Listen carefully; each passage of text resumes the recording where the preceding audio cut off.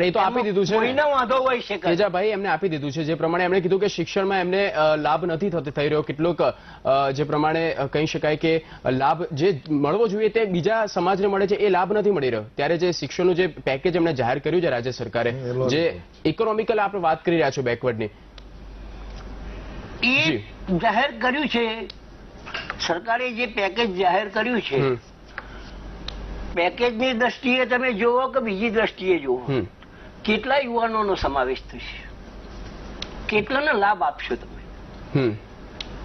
આટલા બોળા સમાજમાં આર્થિક રીતે પછાત કોઈ પણ આપવાની વાત સરકાર કરે છે. સ્પેસિફિક એક સમાજ માટે નથી કર્યું કે માત્ર જે કોઈ આર્થિક રીતે પછાત કે ગરીબ કુટુંબનો હોય ને શિક્ષણમાં આ રીતે વંચિત રહી જતો હોય, જેને રિઝર્વેશનનો લાભ ન મળતો હોય, તો આટલા નાણાંમાં કેટલાને લાભ મળી શકશે એ પણ ગણતરી કરવાની છે. મેં જેમ હમણાં 7 કરોડની વાત કરી કે 12.5 લાખ ફોર્મ આવ્યા, હજારો યુવાનો ગુજરાતમાં એ સ્ટેજે છે કે જે મેડિકલમાં જવું છે અથવા તો એન્જિનિયરિંગમાં જવું છે, આઈટીમાં જવું છે, જુદા જુદા અભ્યાસ કરવા છે, તો કેટલાને સરકાર લાભ આપી શકે?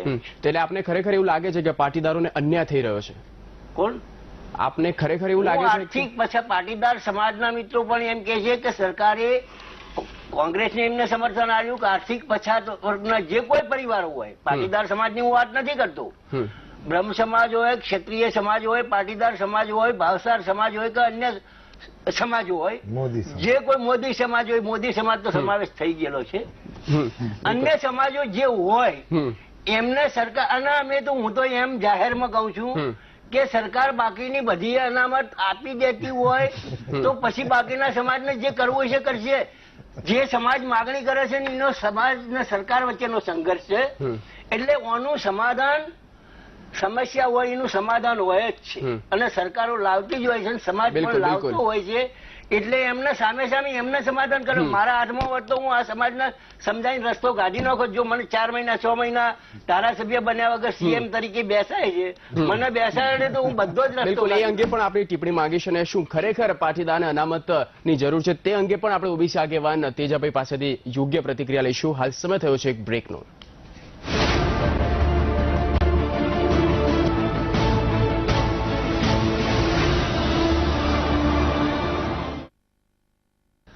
Welcome back. ચર્ચાને આગળ વધારીએ. રાહુલભાઈ, જે પ્રમાણે હાર્દિક પટેલનું કહેવું છે કે ચોક્કસપણે તેઓને બહાર નીકળવામાં નથી આવતા, કારણ કે એવું લાગી રહ્યું છે ભાજપને કે તેમની મુશ્કેલીમાં વધારો થશે. જો હાર્દિક બહાર આવશે તો ભાજપની મુશ્કેલીમાં વધારો થશે, તેમના આ શબ્દો છે. કઈ મુશ્કેલીની વાત કરી રહ્યા છે હાર્દિકભાઈ? જો ભારતીય જનતા પાર્ટીની સરકાર કદાચ એમ માનતી હોય કે હાર્દિક અહીંયા હાજર હશે અને એમને નુકસાન થશે, તો હું પણ એમને કહેવા માંગુ છું કે આ પાટીદાર સમાજનો એક યુવાન હાર્દિક પટેલ છે, અને આગામી સમયની અંદર એ ભારતીય જનતા પાર્ટી જો અમારી માંગ નહીં સ્વીકારે અને અમારી સામે જો આ અકડ વલણ લાગશે તો અમે એની સામે ચોક્કસ લડત આપવાના છીએ. અને પાટીદાર સમાજનો એક યુવાન હાર્દિક પટેલ છે એવું જાણી લે, અને જો એ એમની ક્રૂરતા, જે પાટીદાર સમાજ સાથે જે ક્રૂરતાથી વર્તન કરી રહી છે, એ ક્રૂરતા એને પોતાની મૂકી દેવી પડશે, એ મૂકવી જ પડશે ને મૂકવી જ પડશે, એમાં કોઈ છૂટકો નથી. બિલકુલ. હિમાંશુભાઈ, જે પ્રમાણે આપે પણ સાથની વાત કરી છે, કોંગ્રેસ પણ સાથની વાત કરી રહ્યું છે કે અનામત આંદોલનને વેગ આપવા માટે, અને એક રેલી પણ યોજી હતી, પ્રતિકાર રેલી ઉપરાંત આગામી સમયમાં પણ કેટલાક રણનીતિ પણ ઘડવામાં આવી રહી છે. તો શું લાગે છે કે કોંગ્રેસના સાથથી પાટીદારને અનામત મળી જશે? પાટીદાર અનામત મળી જશે નહીં મળી જાય એ મોટો વિષય છે, પણ હું એટલું ચોક્કસ કહીશ કે પાટીદાર સમાજનું જે આંદોલન થયું, એમ આઝાદીથી પહેલાથી જે કોંગ્રેસની પરંપરા છે કે કોઈ પણ સમાજનું કોઈ મુવમેન્ટ હોય, એની માગણી હોય, એની લાગણી હોય, તેની સાથે રહેવું, એ આઝાદીથી આજ દિન સુધી કોંગ્રેસે કોઈ મત માટે કોઈ જ પ્રકારનું આંદોલન કે મુવમેન્ટ નહીં કરી હોય. પણ જે આંદોલનો થયા છે, કોંગ્રેસ શાસનમાં છે કે વિપક્ષમાં છે, તો આ પાટીદાર સમાજનો આવડો મોટો સમાજ ભેગો થાય, આવડી મોટી માંગ કરે. હું પણ પાટીદારનો દીકરો છું. આપ એક ગામમાં જાઓ, એક વિસ્તારમાં જાઓ તો 20, 25, 30% એવા પરિવારો પાટીદાર સમાજના પણ છે કે જે પોતાના દીકરા દીકરીઓને ભણાઈ પણ ના શકે, એને સામાન્ય રોજગારી પણ નથી. એ પરિવારોની ચિંતા કરવા માટે આ જે યુવાનોએ જે આંદોલન ચાલુ કર્યું છે, એ આંદોલનનો અભ્યાસ કોંગ્રેસ પાર્ટીએ ખૂબ લાંબા સમય સુધી દિલ્હી હાઈકમાન્ડે, હું બહુ જવાબદારીપૂર્વક કહું છું કે અમારા દિલ્હી હાઈકમાન્ડ સાથે આ આર્થિક અનામત જે બી સમાજો અનામતમાં નથી આવતા અને એમના માટે આ એક આખો 15 થી 20% અનામત આપવી, જે આર્થિક પછાત છે જે લોકો, એના માટે એઆઈસીસી થી મંજૂર કરાયેલું છે. અને ગુજરાતના અમારા પ્રમુખ માન્ય ભરતસિંહ સોલંકીએ આ ગુજરાતની અંદર આની જાહેરાત એમના હાથે કરાયેલી, માન્ય ગુરુદાસ કામતજીના હાથે. કોંગ્રેસ ભારતીય જનતા પાર્ટીના પેટમાં તેલ રેડાય છે કે એની જોડે રહે એ બધા પવિત્ર. ભારતીય જનતા પાર્ટીની જય ના બોલો તમે એટલે એ દેશદ્રોહી થઈ જાય. આ તો સારું છે કે વિપક્ષને આ તો મુક્ત, વિપક્ષ મુક્ત, કોંગ્રેસ મુક્ત દેશ કરવાનું સપનું જોતા હતા, પણ આ દેશની પ્રજાએ 2 વર્ષમાં ભારતના તમામ રાજ્યોના પરિણામો તમે જોઈ લો તો પેટા ચૂંટણીમાં તમામ રાજ્યોમાં ભારતીય જનતા પાર્ટીનો મધ્યપ્રદેશ હોય, રાજસ્થાન હોય, ઉત્તર પ્રદેશ હોય, છત્તીસગઢ હોય, ગુજરાત હોય, તમામ રાજ્યોમાં, બિહાર હોય, દિલ્હી હોય, તમામ રાજ્યોમાં ભાજપને એક મેં હાર થયેલી છે.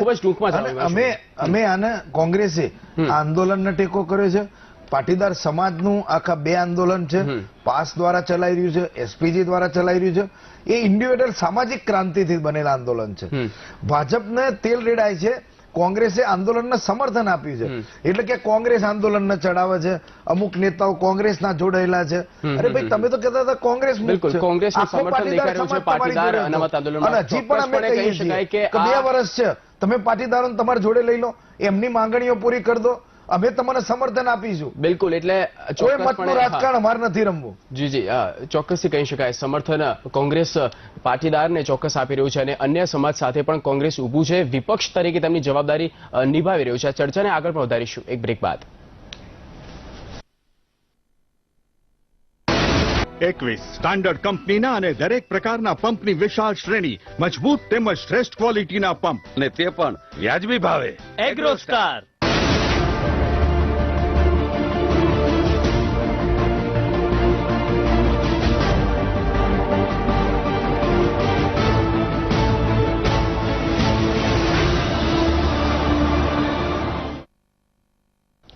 Welcome back. ચર્ચાને આગળ વધારીએ. હિમાંશુભાઈ, જે પ્રમાણે આ આંદોલન વેગ પકડી રહ્યું છે, કોંગ્રેસ પણ સાથ આપી રહ્યું છે, જે પ્રમાણે આપે ખુલ્લા મને વાત કરી, દરેક સમાજ સાથે કોંગ્રેસ છે, તો આપ જે પ્રમાણે સમર્થન આપી રહ્યા છો અને અનામત આંદોલન જે વેગ પકડી રહ્યું છે, ગુજરાતની સ્થિતિ ન કથળે, ગુજરાતની કાયદાની જોગવાઈ પણ એના માપદંડમાં રહે, તેને જોતા આપને નથી લાગતું કે એક વખત આપણે પક્ષ સાથે બેસીને વાર્તાલાપ કરવો જોઈએ? એટલે કોંગ્રેસે કોની સાથે બેસવું જોઈએ? જે બિલકુલ હું એ આપણે પૂછી રહ્યો છું ને. ભારતીય જનતા પાર્ટી વર્તમાન ભાજપની સરકાર એના નશાના મદમાં છે, પણ વિરોધ પક્ષ તરીકે આપણી પણ કોઈ જવાબદારી છે ને. વિરોધ પક્ષ તરીકે જે વિધાનસભાનું સત્ર હોય છે એની અંદર પણ જે બોલવાનો જે લોકશાહીનો રાઈટ હોય છે એ પણ એ પૂરતો સમય આપતા નથી. અને માત્ર સન્મુખત્યારશાહીની જેમ જ અત્યારે ગુજરાતનું શાસન ચાલી રહેલું છે. અમે આપના ટીવીના માધ્યમથી કહીએ છીએ કે જો કોંગ્રેસ ન બોલાવે કે બધા જ પક્ષોના પાટીદાર આગેવાનોને ભેગા થઈ અને જો ભાજપ આનો ઉકેલ લાવી દે તો જસ એમને આપીએ. અમે એમને ગોળધાણા ખવડાવીશું ભાજપને. અમારે કોઈ પાછલા બારણે કે આગલા બારણે આંદોલનને ક્યાંય રસ નથી અમને. અમે માત્ર સાચી બાબતની સાથે છીએ.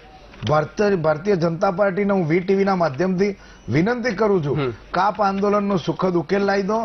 આપ ઘીના ઠામમાં ઘી ઠળી જશે. આપ આ જે માગણી છે એ પાટીદાર સમાજની નહીં, તમામ સવર્ણ સમાજની માગણીને સંતોષી કાઢો અને ખોટા કેસો કર્યા છે પાછા ખેંચી લો અને તમે ફરીથી ગુજરાતની પ્રજાનો જનવિશ્વાસ જીતો એવી અમે તમને અપીલ કરીએ. બિલકુલ. આપને નથી લાગતું બાશુભાઈ આપના કોંગ્રેસનો ક્યાંક ઉપયોગ થઈ રહ્યો છે, જે પ્રમાણે પાટીદાર અનામત આંદોલનને વેગ પકડવા માટે? પાટીદાર સમાજ, ઓબીસી સમાજ, એસસી એસટી, કોઈ પણ નાનામાં નાનો સમાજ હોય, આઝાદીથી અત્યાર સુધી હું ફરી કહું છું કે અમે આ દેશનું બંધારણ અને અમારા પાર્ટીનો મેનિફેસ્ટો આની બહાર જઈને અમે કોઈ કામ નથી કર્યું. મત લેવા માટે અમે કોઈ સમાજનો કોઈ દિવસ ઉપયોગ નથી કર્યો. તમામ સમાજો પોતાના હૃદય ઉપર પોતાના સમાજના આગેવાનો જો યાદ કરીને જોઈ લે તો કોંગ્રેસે આ દેશની અંદર તમામ સમાજોને કંઈક ને કંઈક આપ્યું છે. કોઈ સમાજનું નહીં લીધું હોય. કોંગ્રેસના ઘણા બધાએ ઘા કર્યો છે, કોંગ્રેસને ઘણી બધી તકલીફો પડી છે, પણ કોંગ્રેસે મત લેવા માટે ક્યાંય કોઈ ઝઘડા, ક્યાંય બંધારણનો માત્ર 30 સેકન્ડમાં જવાબ આપી દેશો. હાર્દિક પટેલને જેલમાંથી બહાર આવ્યા બાદ આપ ક્યાં જુઓ છો? હાર્દિક પટેલ જેલમાંથી બહાર આવે એ બાદ હાર્દિક પટેલે પોતાનું વલણ સ્પષ્ટ કરી દીધું હતું કે કોઈ રાજકીય પાર્ટીમાં કે કોઈ રાજકીય પાર્ટીમાં નહીં જાય. એણે પોતાનું વલણ સ્પષ્ટ કરી દીધું છે અને એ જેલમાંથી બહાર આવ્યા પછી એક અમારો ક્રાંતિકારી અને એક અમારો આઝાદ સૈનિક જ હશે અને પાટીદાર સમાજનો એક યુવાન અને ક્રાંતિકારી હશે. ખૂબ જ આભાર આપ સૌનો આ ચર્ચામાં જોડાવા બદલ. તો સમયના અભાવે આ ચર્ચાને આપણે અહીંયા જ રોકીશું. પાટીદાર અનામત આંદોલન જે પ્રમાણે આગળ વેગ પકડી રહ્યું છે, સુરત જેલમાં હાર્દિક પટેલે મુખ્યમંત્રી આનંદીબેન પટેલને જે પત્ર લખ્યો છે, આ પત્રમાં જે શબ્દનો ઉપયોગ કરવામાં આવ્યો છે કહી શકાય કે ખૂબ જ આકરા શબ્દ છે અને